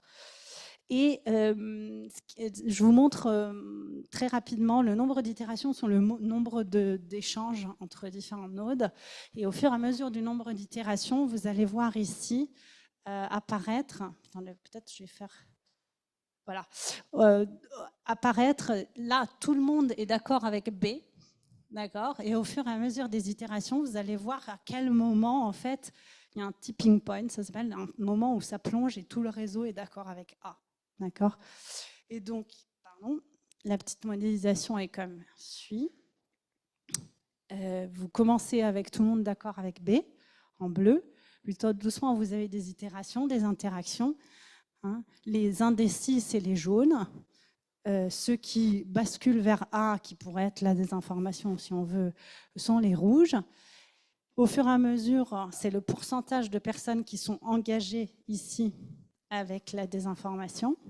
Ça veut dire qu'ils passent à A. Et vous allez voir qu'en arrivant à 10%, le système bascule et tout le monde est rouge. Donc c'est une façon pour vous expliquer en fait qu'on peut moduler aussi l'engagement de chaque node pour une certaine opinion et tout. Ils ont fait ça, l'étude est beaucoup plus compliquée, ils essayent de voir des remèdes, comment, etc. Mais du coup, vous êtes dans la situation où en fait, quand 3% de préférence pour un message automatiquement généré, possiblement finalisé par l'IA, parce que modifié par l'humain avant, mais finalisé par l'IA, ça a un énorme impact à l'échelle du système. Et c'est pour ça qu'en fait, pour évaluer les systèmes, et que je pense que les solutions que propose Phosphos et les solutions d'observabilité et d'évaluation sont fondamentales, parce qu'on ne comprend pas un système si on ne le regarde pas à l'échelle. On ne peut pas comprendre l'impact de ChatGPT en le testant tout seul dans son coin. On peut voir si on aime ces éléments de langage, ça c'est sûr, mais on ne peut pas comprendre quel est son impact. Et donc, je passe rapidement sur cette étude, sur les Opinionated Language Models. Je trouve que c'est une façon très, très british de dire la chose. Ils sont biaisés à 98% pour dire que les réseaux sociaux sont bons ou mauvais. Donc, ils ne sont pas simplement opinionated, ils sont très, très stables. Donc, il y a 1500 participants qui ont une idée quelconque sur est-ce que les réseaux sociaux sont bons ou mauvais. L'étude détaille d'ailleurs qu'ils ont choisi cette question parce que ce n'est pas clivant aux États-Unis. Donc, s'ils avaient fait ça en Europe, à mon avis, ils n'auraient pas dû choisir cette question. Et donc, 500 personnes interagissent avec un LLM biaisé envers les effets négatifs des réseaux sociaux. 500 personnes sont un groupe contrôle parce que le simple fait de devoir répondre à la question pourrait changer votre idée. Le fait de se mettre à pondre 5 phrases, c'est ça le design expérimental, pourrait vous faire réfléchir et faire changer votre idée. Donc il faut qu'il y ait un groupe contrôle qui fasse la tâche sans interagir avec un LLM en plus. Et les réseaux sociaux sont bénéfiques pour la société, c'est le biais des autres 500 participants. Et après, on leur demande d'écrire avec une suggestion de texte. Vous allez voir l'interface après, je vous la montre. Quelle est en 5 phrases. C'est important que ce soit que 5 phrases. Quel est leur avis sur les réseaux sociaux. Et donc, c'est ce qu'on appelle une tâche de coécriture. Voilà, ça c'est l'interface, un peu comme sur Reddit. Ils ont de la suggestion de texte qui défile. Ils engagent 500 personnes indépendantes pour faire un rating de chacune des phrases de chacune des personnes, dire si elle est pour ou si elle est contre, phrase par phrase. Et c'est comme ça que et après, ils évaluent si les opinions ont changé ou pas. Ce que montre le rating des juges, c'est qu'on a 2,04 fois plus de chances de penser que les médias, les réseaux sociaux sont positifs si on écrit avec un LLM qui est biaisé dans ce sens-là, et 2 fois plus de chances de penser qu'ils sont mauvais si on écrit avec un LLM qui est biaisé dans le sens des effets négatifs.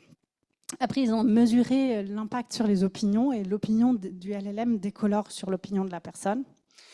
Et ce qui est intéressant, en fait, c'est qu'on voit vraiment la différence par rapport au groupe contrôle. Vous voyez, le groupe contrôle, ils sont à 65 pour, à 33 contre. Donc, c'est vrai que ce n'est pas un truc clivant aux États-Unis, contre-intuitivement.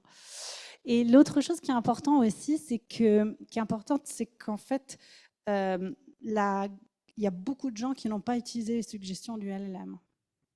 Je ne l'ai pas montré ici, mais il y a seulement 11,5% des personnes qui ont juste accepté stupidement la suggestion. Donc, ce n'est pas beaucoup.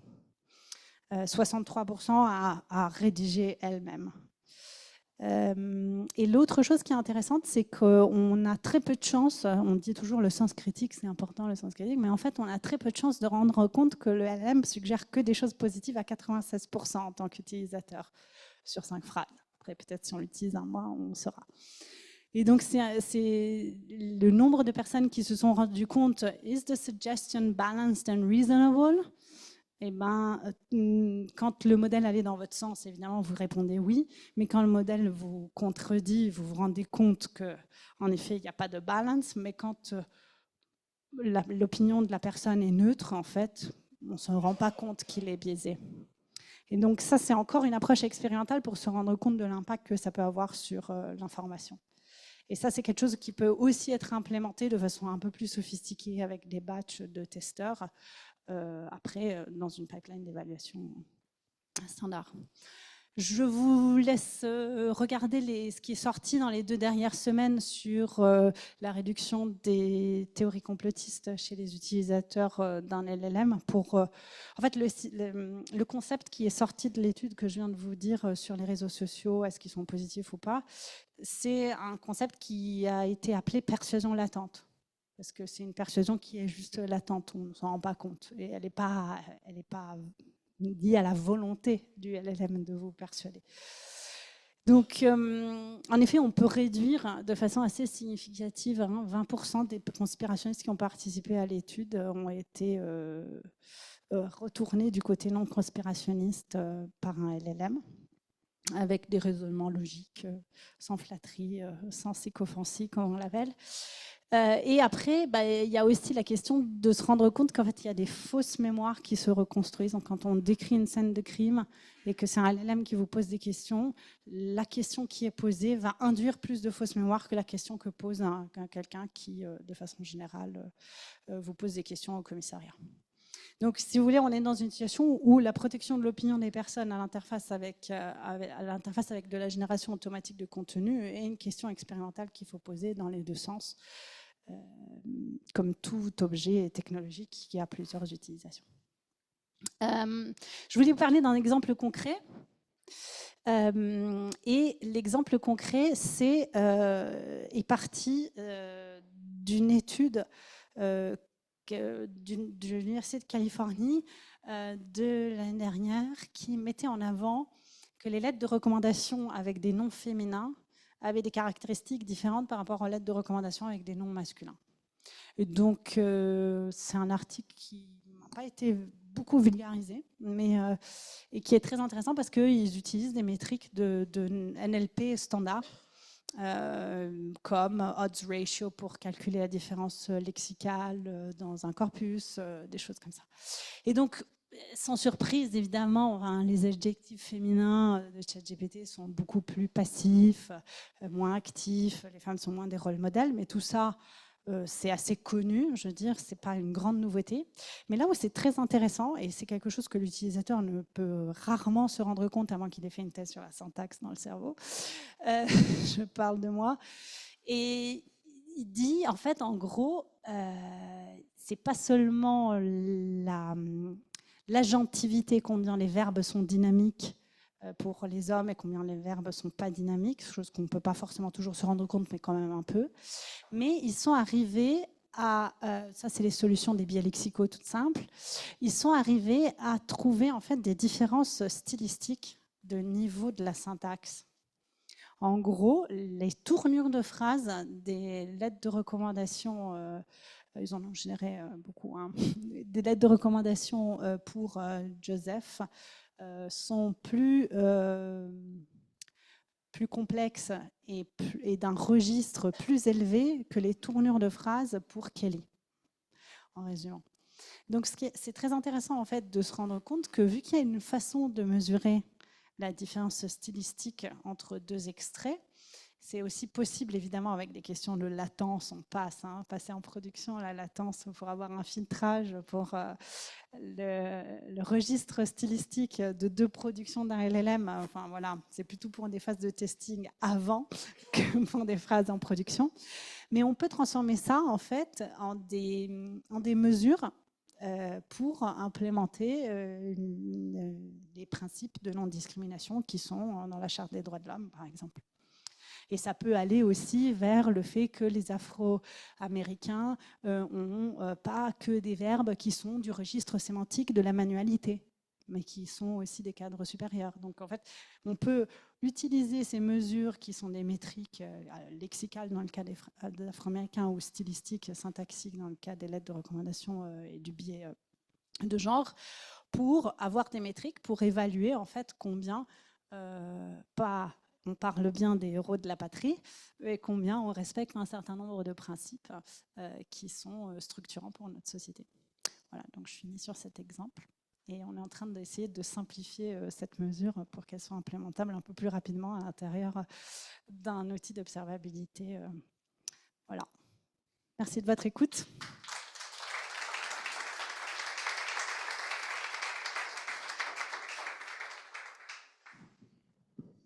C'est là l'endroit des questions.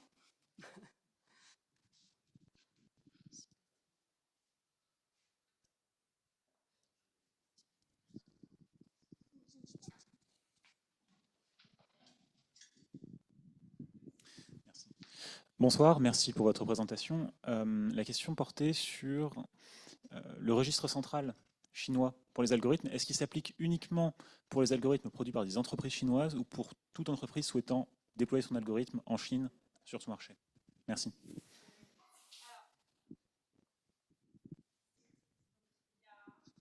Il y a beaucoup de questions dans la question, je dirais. La Chine est en train de travailler à une loi cadre de style AI Act qui serait, elle, transversale et qui chapeauterait un peu toutes les lois sur les différents algorithmes. Et dans les 2 propositions qui ont été fournies par des organismes différents à l'intérieur de Chine, les 2 font mention de l'applicabilité à toute personne qui déploie en Chine de ces normes. Oui. L'autre chose, sur l'applicabilité des standards, oui, les standards s'appliquent à toute personne qui développe en Chine. Après, est-ce que la Chine est un marché intéressant pour les... Enfin, déjà, on n'accède pas à ChatGPT facilement. Mais l'autre question, c'est les quantités de données de banques d'entraînement qu'on a en chinois, avec toute la variation par rapport à la langue standard, fait qu'en fait, c'est extrêmement difficile d'avoir la quantité de données nécessaire pour parler à une certaine variation de chinois. La première grande politique de standardisation à l'école du chinois mandarin, elle est de 1994. Ça vous donne une idée en fait de quelles sont les générations qui parlent mandarin standard. Et l'autre chose, c'est que la façon dont Internet s'est développé en Chine et la censure qui allait avec fait qu'on a très peu de blogs. Donc on n'a pas ce format intermédiaire qui est très intéressant pour entraîner un LLM. Donc, il y a tout derrière votre question, désolée, je vous ai déroulé la question en plusieurs phrases, il y a toute une question en fait de banque d'entraînement et de données pour développer quelque chose qui marche bien en Chine et en chinois. Mais les batchs de LLM qui ont été validés par le registre, il y en avait 40 à la mi-2023. Je n'ai pas regardé la dernière release de LLM validée. Donc, il y en a.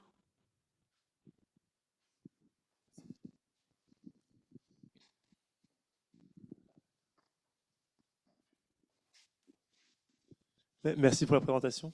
Même si on en a peu parlé, c'est sur l'AI Act. Comment en fait il va être vérifié dans les entreprises? C'est-à-dire que maintenant il est sorti, il y a des grandes guidelines, mais est-ce qu'on va y avoir des commissaires de l'AI Act? Est-ce que c'est juste s'il y a un litige, on va checker si c'est OK?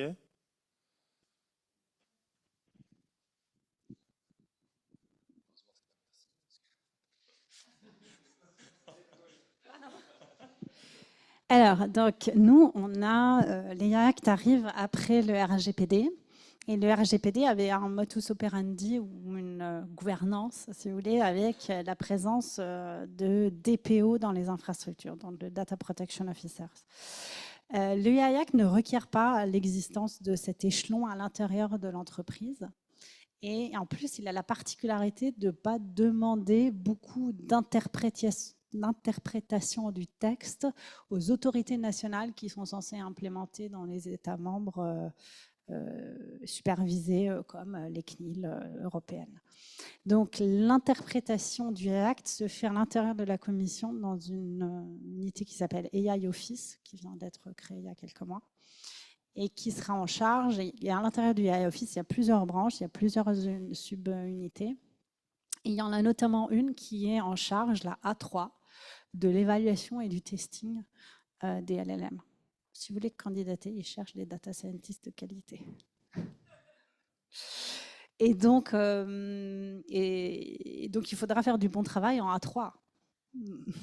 donc voilà, c'est comme ça que ça va se passer. Mais en même temps, cet été, les candidatures pour un groupe qui va définir, plus particulièrement pour l'IA générative, parce que l'IA Act, c'est vraiment tout IA, hein, c'est tout système. Les guidelines de bonne pratique pour le AI Act, et notamment pour ce qui sont les General Purpose AI à l'intérieur duquel vous trouvez les LLM, va être défini pendant les 7 mois qui suivent, avec une première réunion le 30 septembre. Donc les bonnes pratiques ne sont pas écrites à l'intérieur de la loi. Les bonnes pratiques sont quelque chose qui évolue dans un système qu'on appelle en vulgate policy making, parce que ce soir c'est le policy making 101, qui s'appelle multi-stakeholder. Donc en fait, les différentes parties prenantes sont autour d'une table pour façonner ensemble la question, les bonnes pratiques pour tout ce qui est en particulier LLM, mais enfin VM, enfin toutes sortes d'outils qu'on appelle General Purpose AI à l'intérieur du AI Act.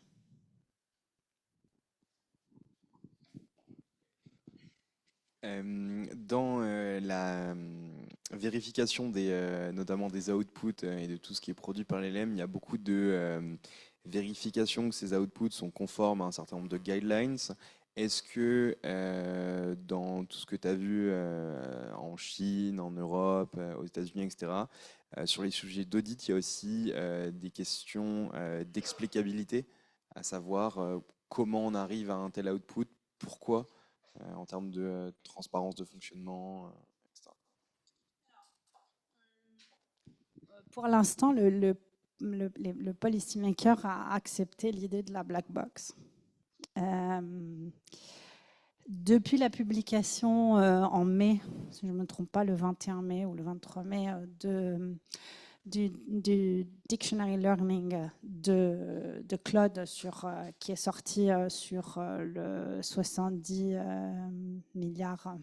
Je me rappelle plus s'il s'appelle non, il s'appelle pas Sonnet, le 70 milliards. Celui au milieu, il s'appelle Sonnet. Et depuis cette publication, il y a l'idée se fait qu'il serait possible en fait d'avoir un peu plus de visibilité sur quels sont en fait comment l'information est compressée à l'intérieur du LLM. Et donc ça ouvre des perspectives aussi de gouvernance. Je pense que c'est d'ailleurs une des bottom lines de l'article de blog de Anthropic, c'est de dire que ça ouvre des perspectives de gouvernance. Notamment dans une de ces cartes, on a le cas de conscience très près d'un livre qui s'appelle Catch-22, qui est un peu un livre générationnel sur la guerre au Vietnam que beaucoup d'Américains ont lu. Et donc ça a éveillé les consciences du fait que le livre était bien d'entraînement, évidemment. Mais bon, c'est aussi un élément de langage de dire qu'un dilemme est un peu comme le livre Catch-22. Donc voilà, c'est une question très intéressante et que je pense ça serait intéressant que les AI Safety Institute se préoccupent plus que ça, que des risques existentiels, que l'IA débranche une centrale nucléaire en France. Mais je ne suis pas chef d'un AI Safety Institute, donc...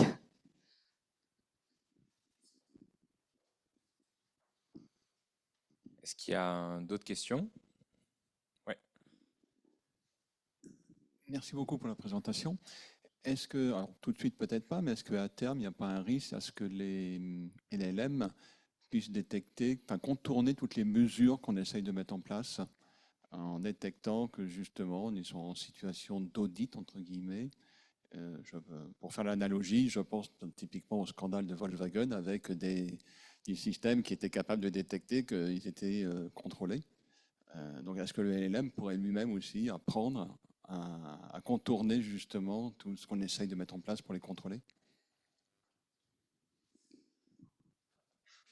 C'est là tout l'intérêt des analytics dont a parlé Paul, c'est qu'à partir du moment où vous êtes devant des analytics et que vous regardez les données du comportement, enfin des réponses, je ne sais pas si on peut parler vraiment de comportement, mais des réponses d'un LLM ou d'une application basée sur un LLM, avec toute la complexité que c'est en plus une application basée sur un LLM, parce que si vous en avez plusieurs, etc., et que vous avez un routeur au milieu, ou vous avez un orchestrateur dans une situation un peu plus top-down, etc., vous êtes dans la situation où vous allez pouvoir, en auditant à différents endroits de la chaîne agentique, vous rendre compte de ce genre de situation. Donc, je pense que pour la technologie, l'important, c'est que l'humain puisse continuer à observer. Et pas forcément se poser des questions par rapport à ce qu'est le futur de la technologie. C'est-à-dire l'observation, c'est toujours l'observateur gnoséologique de Bachelard, il est là à un instant T, il observe à cet instant T, et c'est la volonté humaine qui est là et qui observe. Donc, le fait que l'IA se passe à l'échelle, c'est-à-dire que la désinformation se passe à grande échelle et pas sur l'individu, etc., fait qu'en fait, un objet qui vous permet d'observer, quand je parle devant des publics moins avertis en mathématiques, en technologie que vous, je parle souvent de qu'est-ce que ça veut dire regarder une ville à partir d'un avion le soir. Vous vous rendez compte de la structure de la ville. Donc en gros, se donner le moyen d'avoir des outils d'observabilité, c'est vous donner le moyen de vous rendre compte de qu'est-ce qui est en train de se passer, de quelle est la structure, de qu'est-ce qui est plus fréquenté. Et c'est ce qu'on fait avec les consommateurs qui interagissent avec un chatbot dans une assurance, dans une banque.